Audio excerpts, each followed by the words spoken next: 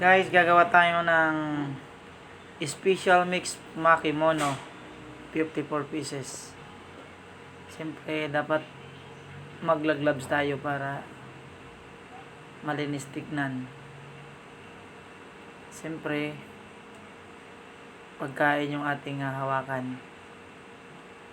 Pero sa mga legit na Hapon, hindi naman sila naglagloves.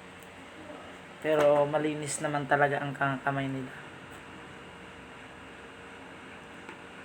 So, yan na. Maglalagay tayo ng Japanese mayo para madulas yung kanin, hindi didikit sa gloves. Kunin natin ang ating makimat.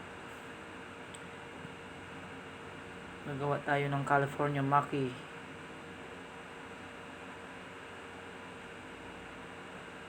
Guys,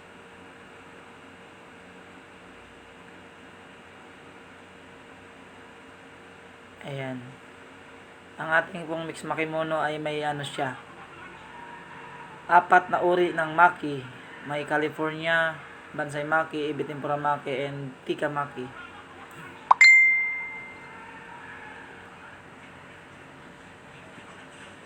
Ayan guys,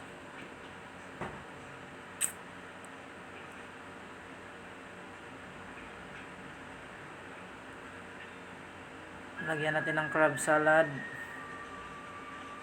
Ang ating mix Maki Mono mayroon itong 20 pieces na California, and Bansai Maki 12 pieces, at Ebi Tempura Maki 16 pieces, and Tika Maki 6 pieces.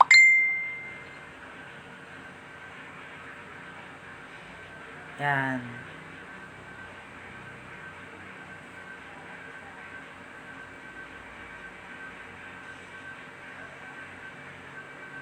Sa mga gustong matuto mag-maki guys, mag-upload tayo ng tutorial, mag-maki tayo step by step. Try lang natin expose to guys yung ating mga ginagawa. Ito yung ginagawa natin araw-araw.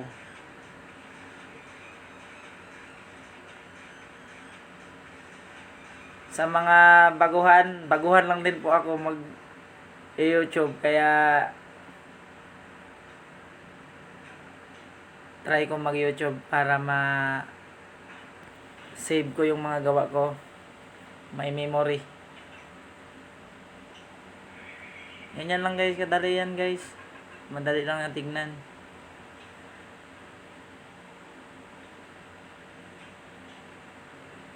Ayan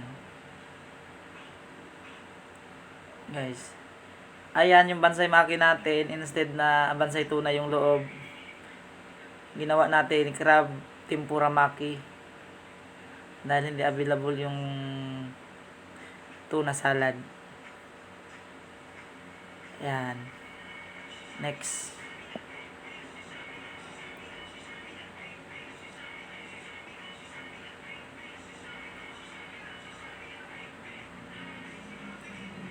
Ebi Tempura Maki.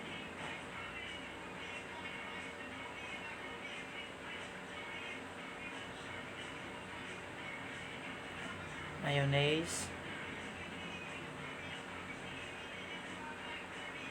cucumber, Ebi Tempura. Ayan, roll natin yan.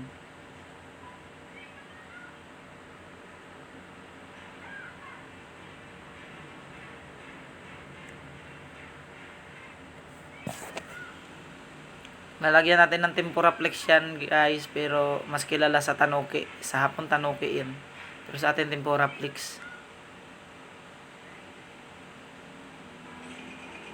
Ayan, bali 16 pieces kasi ikakat pa natin yan guys, kaya aabot siya ng 54 pieces. Bawat isang roll ay 8 pieces ang isang order, maliban sa Tika Maki. Yan lang guys, yan po yung ating araw-araw na ginagawa.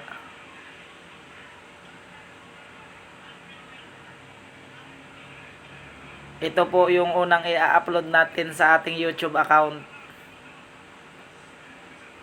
Anong date ba ngayon?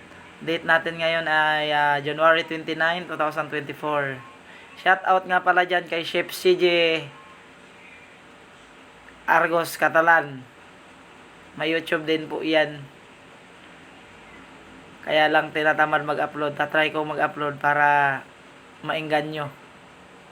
May expose yung ginagawa niya araw-araw. Sayang naman.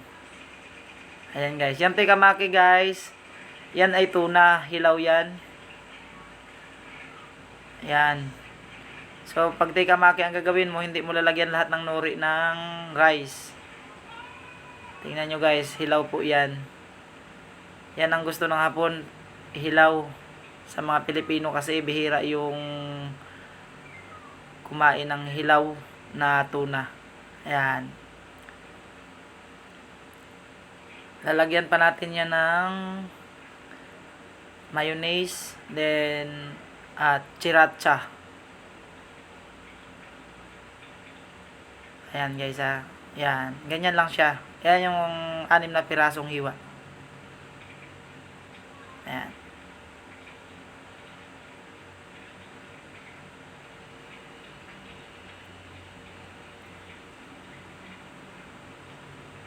Karamihan kasi guys sa mga Hapon pag nagsusushi wala namang gloves.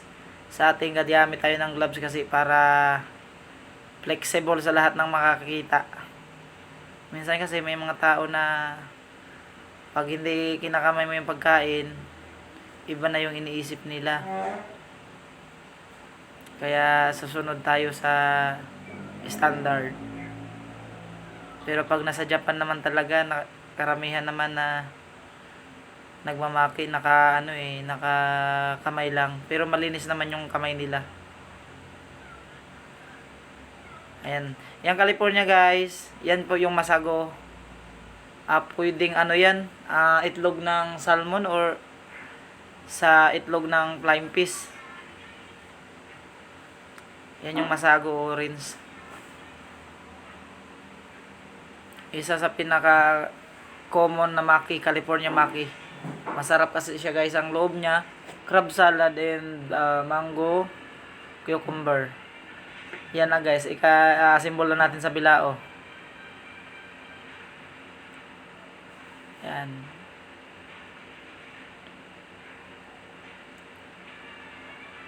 Paikot yan. Kailangan maganda yung pagkaka-plating niya para pagtignan nakaka-attract. Ayan.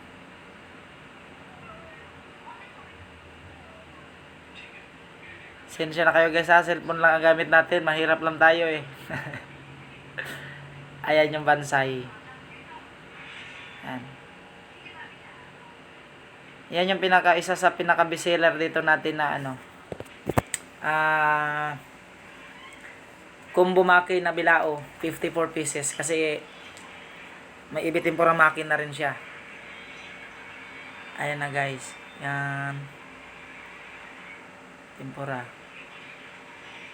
So pag a-assemble guys, dapat lahat ng space malagyan mo para marami siya tignan. Kasi yung bilao natin medium size yan. Yan yung lagayan natin ng 42, 32, and 54. So dapat lahat ng space malalagyan mo ng maki para pag tignan siya, maganda siya tignan. Kaya kailangan mabilis ka rin mag-isip kung paano para maiayos mo ng maayos ang maki. Yan. Ganyan lang yun guys. Dapat pag ikaw ay kusinero, magaling ka rin sa art pag sushi chef ka kasi nagagamitan mo siya ng design na maganda tingnan. Pag maganda tingnan sa'yo, maganda na rin sa customer yun guys.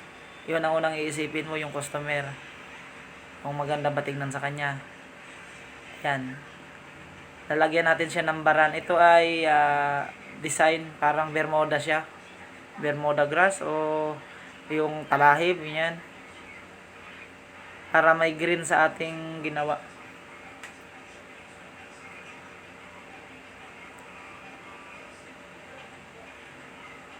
Yan yung pinaka ano natin na sakto lang ang dami. Kaya mas maraming bumibili niyan. Yan.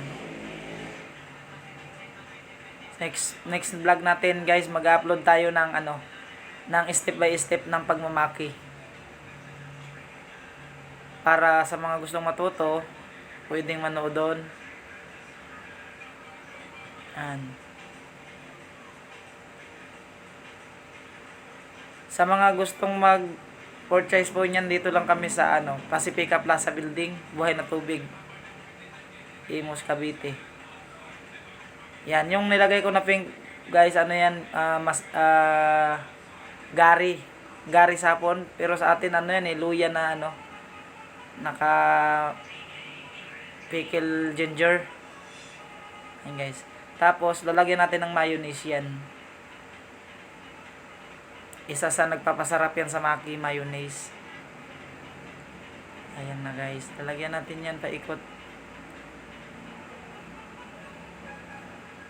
Ayan. Mix na yan. Nakamix na yan na yan yung sa tempura naman. Tempura maki yan. Tapos with teriyaki pa yan. May teriyaki sauce pa yan. Ayan. Yan yan naman sa Bansay Maki. Hence mayonnaise. Na combination niya ay teriyaki, hence ketchup, and mayonnaise. Japanese mayo. Ayan teriyaki guys para sa mga cook maki yan. Katulad ng ibe tempura, salmon tempura maki. Yan. Ayan na guys. Dito, papakita ko sa inyo ha. Ayan. Yan na yung hango niya. 54 pieces yan. Hindi ko hindi ko ma-view kasi nga nakaharap yung cellphone lang gamit natin guys eh. So ko na yung cam, ayan ayan yung yari niya. Ayan. Yan yung isa kasabi seller namin, 54 pesos. Kung sa family pwede yan. Guys. Salamat sa panonood sa inyo.